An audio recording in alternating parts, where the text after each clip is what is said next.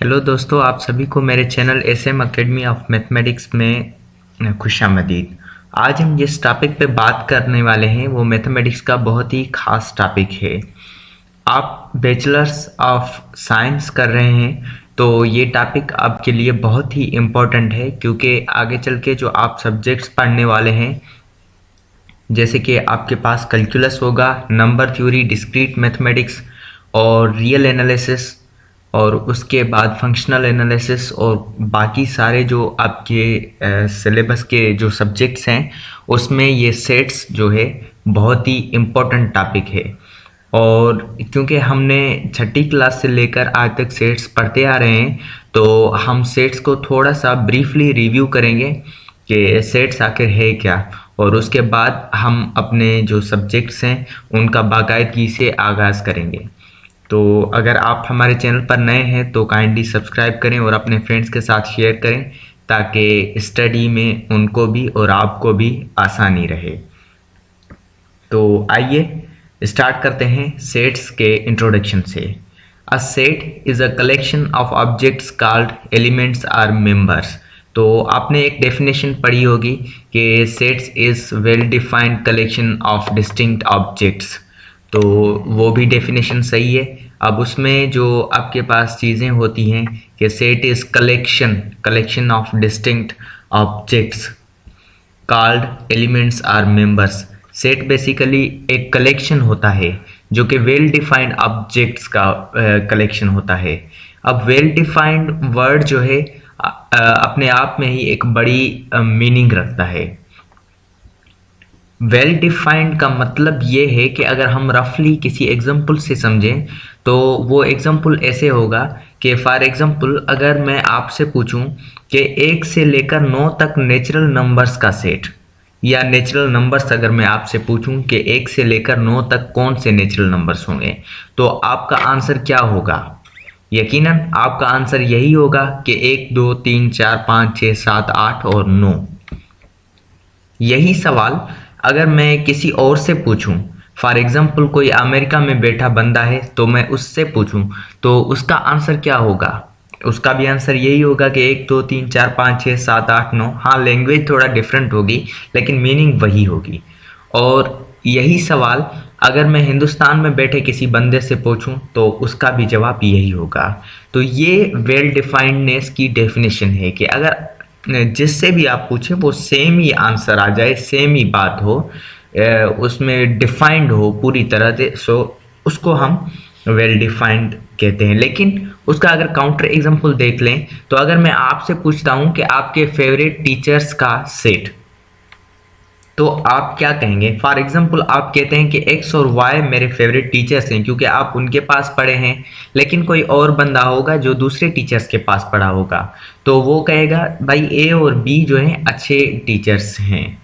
तो ये कन्फ्लिक्शन होगी, कंट्राडिक्शन हो जाएगी आपकी एक दूसरे के साथ, चेंज जो रिव्यू होगा, तो वो वेल डिफाइंड नहीं होगा। अगर मैं आपसे पूछता हूं तो आपका आंसर कोई और होगा, लेकिन किसी और से पूछता हूं तो उसका आंसर कोई और होगा, मेरा आंसर कोई और होगा।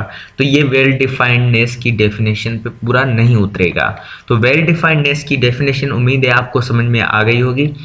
Well defined collection of objects, कोई भी ऑब्जेक्ट्स होते हैं उनकी सिमिलरिटीज, उनकी कैरेक्टरिस्टिक्स के हिसाब से हम उनको सेट्स में कैटेगराइज करते हैं, डिस्ट्रीब्यूट करते हैं। फॉर एग्जाम्पल अगर हम सेट एक बात करते हैं एक सेट की, जो कि सेट ऑफ इवन नंबर्स होता है, 2 4 6 8, हम 0 2 4 6 8 ये हम बेसिक्स से पढ़ते आ रहे हैं। अब इनको कैसे हमने कैटेगराइज किया, इसको कैसे अलग किया? हमने कहा कि भाई वो सारे के सारे नंबर्स जिनको आप 2 से डिवाइड कर सकें उनका सेट, तो ये हो गया सेट ऑफ इवन नंबर्स। अब ये बात कर रहा है कि ऑब्जेक्ट्स जो होते हैं सेट्स में, फॉर एग्जांपल यहाँ पर नेचुरल नंबर्स का सेट है, तो इसमें ये जो ऑब्जेक्ट्स हैं इनको हम एलिमेंट्स और मेंबर्स कहते हैं। सेट के जो भी सारे ऑब्जेक्ट्स हैं, फॉर एग्जांपल अगर आप बात करते हैं टी सेट की, तो उसमें केटल कप जो होते हैं तो वो क्या होते हैं? ऑब्जेक्ट्स होते हैं। तो ऐसे ही अगर सेट ऑफ नेचुरल नंबर्स की बात करें या आप ऐसा करें कि डेज ऑफ वीक। अब डेज ऑफ वीक तो हर किसी के लिए एक ही होंगे, क्योंकि किसी के लिए ऐसा तो नहीं होगा कि संडे के बाद ट्यूसडे आ जाए या ट्यूसडे के बाद थर्सडे आ जाए, ऐसा तो नहीं होगा। सभी के लिए एक जैसे ही दिन है, Sunday, Monday, Tuesday, Wednesday, Thursday, Friday, Saturday. हाँ, अलबत्ता इनकी रीअरेंजमेंट अलग हो सकती है, इसमें कोई बात नहीं। सेट्स में रीअरेंजमेंट की कोई ऑर्डर का इशू नहीं होता कि पहले ही कौन सा लिखें बाद में कौन सा। अगर ऑर्डर से आप सही करके लिखते हैं तो ये बेहतर होगा। तो Sunday, Monday, Tuesday, Wednesday, Thursday, Friday, Saturday, अब ये सेट है। अब ये जो सारे के सारे जो दिनों के नाम हैं वो ऑब्जेक्ट्स कहलाएंगे, और वही एलिमेंट्स और मेंबर्स होंगे हफ्ते के दिनों का सेट के। अब आगे चल के ये पॉइंट लिखी हुई है कि a set with no objects is called the empty set. अब वो सेट जिसमें कोई भी ऑब्जेक्ट ना हो उसे हम एम्प्टी सेट कहते हैं। अब ये आपके लिए एक असाइनमेंट भी है और सवाल भी है जिस पे हम अगले लेक्चर में बात भी करेंगे कि भाई एम्प्टी सेट में अगर कोई एलिमेंट होता ही नहीं, कोई ऑब्जेक्ट होता ही नहीं, तो वो सेट कैसे होगा, जबकि हम पढ़ते हैं कि सेट कोई कलेक्शन ऑफ ऑब्जेक्ट्स होता है। ये सवाल अपनी कॉपी पे लिख लें और कमेंट सेक्शन में मुझे इसका जवाब दें, और अगले लेक्चर में हम इस पे बात भी करेंगे। एंड इज डिनोटेड बाय फी। ये फाई जो है वो ग्रीक लेटर है, कुछ लोग फी पढ़ते हैं, कुछ लोग फाई पढ़ते हैं। आप जो भी पढ़ें, मैथमेटिक्स सिंबलिक लैंग्वेज है तो हमें सिंबल से है, प्रोनाउंसिएशन से इतना नहीं है। और समटाइम्स बाय कर्ली ब्रैकेट्स, ये जो दो नोटेशंस हैं इनसे हम डिनोट करते हैं नल सेट को। अब आगे चल के ये कह रहा है कि the elements of all sets under consideration come from some set we call the universal set. अब यूनिवर्सल सेट का कॉन्सेप्ट समझने की कोशिश करते हैं।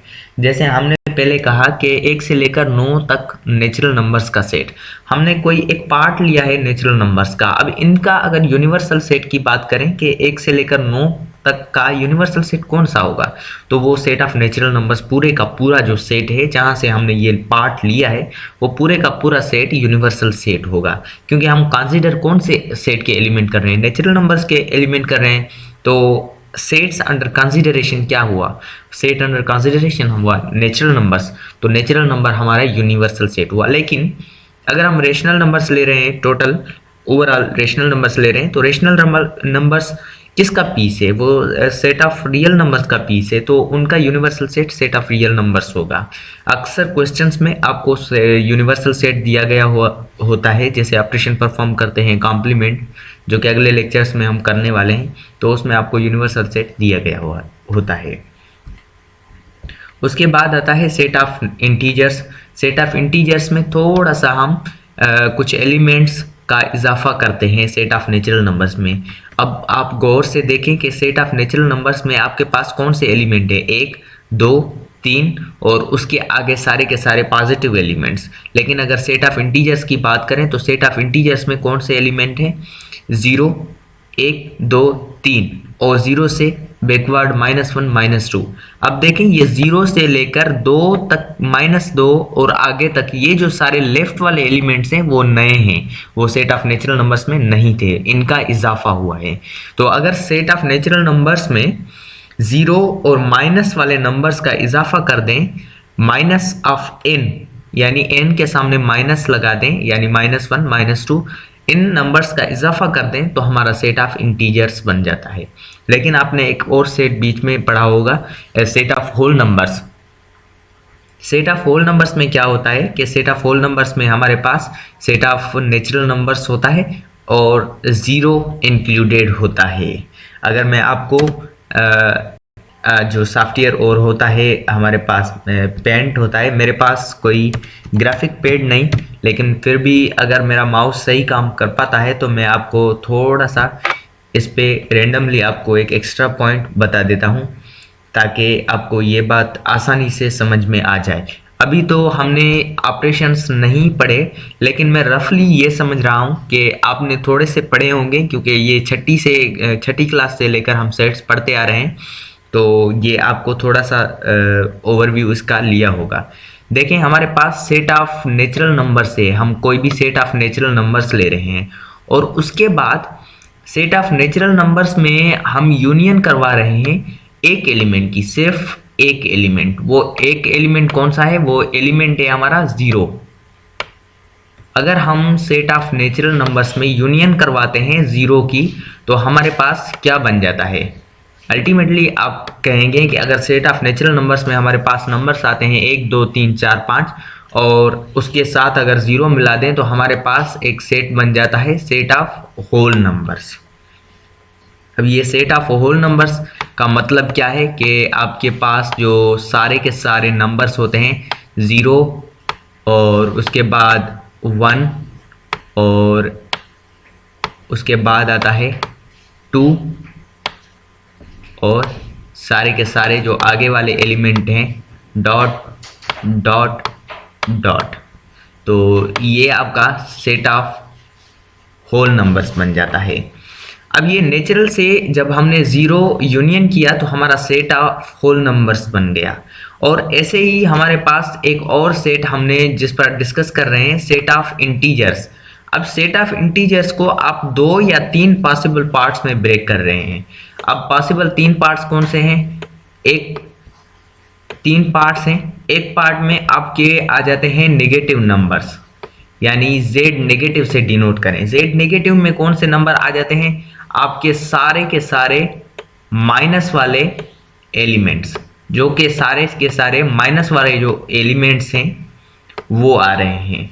तो अगर मैं थोड़ा सा इसको इरेज करके, क्योंकि माइनस जो है लेफ्ट साइड के से आगे इनफाइनाइट होते हैं, तो इसको माइनस करके मैं यहाँ पर इन्फिनिटी की साइन दे देता हूँ और ये आगे जा रहे हैं। तो ये हैं हमारे सेट ऑफ नेगेटिव इंटीजर्स, ये हमारे नेगेटिव। और एक और एलिमेंट होता है, एक सिंगलटन सेट होता है। सिंगलटन जिसमें कोई एक एलिमेंट हो, तो वो कौन सा एलिमेंट होता है? वो होता है हमारा 0। सेट ऑफ इंटीजर्स की हम स्ट्रक्चर की बात कर रहे हैं कि सेट ऑफ इंटीजर्स की स्ट्रक्चर कैसे बनी हुई है। तो एक तो हमारे पास सेट ऑफ नेगेटिव इंटीजर्स हैं और दूसरा है हमारे पास 0 और एक आता है नेचुरल नंबर्स। तो set of integers in 3 basic जो सेट्स हैं इनका बना हुआ है। अब ये है सेट ऑफ इंटीजर्स की कंपोजिशन। हमें ये बताने का मकसद ये है कि हमारे जो सेट्स हैं वो एक दूसरे से ही बने हैं, लेकिन वक्त के साथ हमें ज़रूरतें कुछ नंबर्स की पड़ती गई, हम उन नंबर्स को यूज़ करते गए। तो अब चलते हैं उन लेक्चर की तरफ जो हम पढ़ रहे थे, लेक्चर नोट्स। तो अब आ गए हैं उन लेक्चर्स पर। यहाँ पर हम Z पर पहुँचे थे। अब बात करते हैं सेट ऑफ रेशनल नंबर्स की। सेट ऑफ रेशनल नंबर्स में आपके पास वो सारे के सारे नंबर आ जाते हैं जो फ्रैक्शनल फॉर्म में लिखे जा सकें। फॉर एग्जांपल हम उनको m/n फॉर्मेट में लिख सकें। For all m and n belongs to set of integers. अब ये कुछ बुक्स ऐसे भी लिखते हैं। अब यहाँ पर एक हमारे पास जो रेस्ट्रिक्शन है कि n हमारा 0 के इक्वल ना हो, क्योंकि अगर m/0 हो जाएगा तो वो अनडिटरमाइंड फॉर्म, अनडिफाइंड फॉर्म आ जाती है, उसे हम डिफाइन नहीं कर पाते, कोई सेंस नहीं बना पाते। तो इसीलिए हम n को 0 नहीं रखते। तो आप इसी डेफिनेशन को ऐसे भी लिख सकते हैं कि m/n where m belongs to set of integers and n belongs to set of natural numbers, क्योंकि हमें पता है कि सेट ऑफ नेचुरल नंबर्स में 0 नहीं होता। तो ऐसे भी आप डेफिनेशन लिख सकते हैं। अब ये कुछ कन्फ्यूजन होते हैं कि p/q में काफ़ी सारे नंबर्स लिख सकते हैं। फॉर एग्जांपल 22/7 भी लिख सकते हैं और बाकी सारे नंबर और भी हैं जो लिख सकते हैं। तो हमें कैसे पता चले कि कौन सा नंबर रेशनल होगा और कौन सा नंबर इरेशनल होगा? क्योंकि इरेशनल की डेफिनेशन है जो रेशनल ना हो उसे इरेशनल कहते हैं। लेकिन कुछ इरेशनल नंबर्स भी शायद p/q फॉर्मेट में लिख पाएँ। तो इस कन्फ्यूजन को यहाँ पर मिटा देते हैं। 2 चीज़ें आपको जहन में रखनी चाहिए। अब फिर से हम चलते हैं पेंट की तरफ, जहाँ पर हम बात करते हैं कि कौन सी चीज़ें वो इम्पोर्टेंट है। एक, हमारे पास रेशनल नंबर्स वो होते हैं जो टर्मिनेटिंग हो। टर्मिनेटिंग वर्ड याद रखें, टर्मिनेटिंग। टर्मिनेटिंग का मतलब है आगे चल के ख़त्म हो जाएं डेसिमल के बाद। फॉर एग्जाम्पल डेसिमल के बाद जाके 2-3 डिजिट्स के बाद जो है वो ख़त्म हो जाएं, तो उनको हम टर्मिनेटिंग, मैं मेरे पास ग्राफिक पैड नहीं है, इसीलिए लिखने में थोड़ी मुश्किल हो रही है। तो समझ लें, टर्मिनेटिंग का मतलब ये है कि डेसिमल के बाद कुछ डिजिट्स आगे चलने के बाद वो रुक जाए। For example 0.5, 0.543, 0.545653। तो देखें, जो भी रुक जाता है आगे चल के तो वो रेशनल नंबर होता है। और दूसरी पॉइंट ये है कि रिपीटिंग हो। फॉर एग्जांपल 0.52, 52, 52, 52 जो रिपीट हो, कोई भी 2 नंबर्स, 3 नंबर्स, 4 नंबर्स रिपीट होते जाएं टाइम इंटरवल में, तो वो भी हमारे रेशनल नंबर्स होते हैं। अब चलते हैं लेक्चर्स की जानिब। तो ये थे रेशनल और इरेशनल नंबर्स। अब हम रेशनल और इरेशनल नंबर्स का यूनियन करते हैं। यूनियन को हम रफली पढ़ेंगे अगले लेक्चर में, लेकिन हम ये जानकर चल रहे हैं कि आपने जो मैट्रिक क्लास हैं और पिछली क्लासेस में यूनियन पढ़ी हुई है। तो अगर यूनियन करा दें रेशनल और इरेशनल नंबर का, तो आपका रियल नंबर बन जाता है। और उसके बाद ये सबसेटहुड कंटेनमेंट है। ये कंटेनमेंट इस तरह है कि आपका जो नेचुरल नंबर है वो सबसेट होता है सेट ऑफ इंटीजर्स का। सेट ऑफ इंटीजर्स सबसेट होता है रेशनल नंबर्स का। इसका मतलब ये है कि सारे के सारे नेचुरल नंबर्स इंटीजर्स हैं, और सारे के सारे जो इंटीजर्स हैं वो सब रेशनल नंबर्स भी होते हैं। मतलब सारे के सारे इंटीजर्स P/Q फॉर्मेट में लिख सकते हैं। और ऐसे ही सारे के सारे नेचुरल नंबर्स भी हम P/Q फॉर्मेट में लिख सकते हैं। क्योंकि देखें, सेट ऑफ इंटीजर्स जो हैं 1, 2, 3, अब P/Q फॉर्मेट में कैसे लिख सकते हैं सेट ऑफ इंटीजर्स को? तो अगर Q को आप 1 लेते हैं तो सारे के सारे जो P's होंगे वो आ जाएंगे, और सारे के सारे P इंटीजर्स हैं तो आपको आंसर भी इंटीजर में ही मिलेगा। तो Z जो हैं वो सारे के सारे रेशनल नंबर्स हैं, और सारे के सारे जो रेशनल नंबर्स हैं वो रियल नंबर्स में के सेट में आ जाते हैं। तो ये है सबसेट। अब सबसेट क्या होता है कि अगर जो भी सारे के सारे एलिमेंट्स n में हैं वही अगर z में भी हैं तो n हम कहेंगे कि z का सबसेट है, क्योंकि इनके एलिमेंट्स सेम है। लेकिन अगर z में कोई भी एक्स्ट्रा एलिमेंट है तो ये हम कहेंगे प्रॉपर सबसेट है। और अगर दोनों के एलिमेंट सेम है यानी इक्वल सेट हैं तो हम उन्हें कहते हैं इम्प्रॉपर सबसेट। उसके बाद हमारे पास आता है set of complex number is denoted by C। अब ये सेट ऑफ कॉम्प्लेक्स नंबर क्या होता है कि आपके पास A प्लस आयोटा B होता है। अगर मैं आपको फिर से पेंट की तरफ लेके जाऊं तो वहाँ पर हम एक कॉम्प्लेक्स नंबर लिखते हैं। हमारे पास कॉम्प्लेक्स नंबर कुछ इस तरह होता है, Z से हम उनको अक्सर रिप्रेजेंट करते हैं कॉम्प्लेक्स नंबर को A प्लस आयोटा। अब ये आयोटा शायद ही आपने सुना होगा, ये आयोटा हमारा इमेजिनरी नंबर है।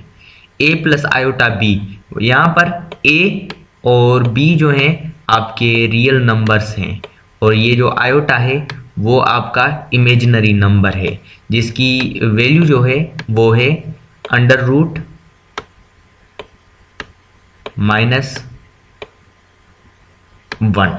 तो आयोटा की वैल्यू जो है वो √-1 के। अब ये जो हमारा z है उसे हम कॉम्प्लेक्स नंबर कहते हैं। सारे के सारे रियल नंबर्स भी कॉम्प्लेक्स नंबर्स हैं। क्यों? क्योंकि उनका जो ये इमेजिनरी पार्ट है, ये जो b है हमारा, अगर इसको 0 लिख दें तो ये इमेजिनरी पार्ट भी 0 हो जाएगा और हमें a मिल जाएगा, तो रियल नंबर होता है। तो ऐसे ही जो हमारे सारे रियल नंबर है वो सबसेट है हमारा कॉम्प्लेक्स नंबर का। तो उम्मीद है कि आज का लेक्चर आपने बहुत ही एंजॉय किया होगा। कमेंट सेक्शन में मुझे फीडबैक ज़रूर दीजिएगा, और अगर आपका क्वेश्चन हो तो मुझे आप कमेंट सेक्शन में पूछ सकते हैं। मैं पूरी कोशिश करूंगा उसका आंसर करने के लिए। तो अगले लेक्चर में हम पढ़ेंगे ऑपरेशंस ऑन सेट्स। तो अगले लेक्चर तक मुझे दीजिएगा इजाज़त। अपना ढेर सारा ख्याल रखिए और अपनी पढ़ाई पे फोकस करते रहिए, ताकि आप दुनिया में सारे के सारे जो इंसान हैं उनकी खिदमत कर पाएँ।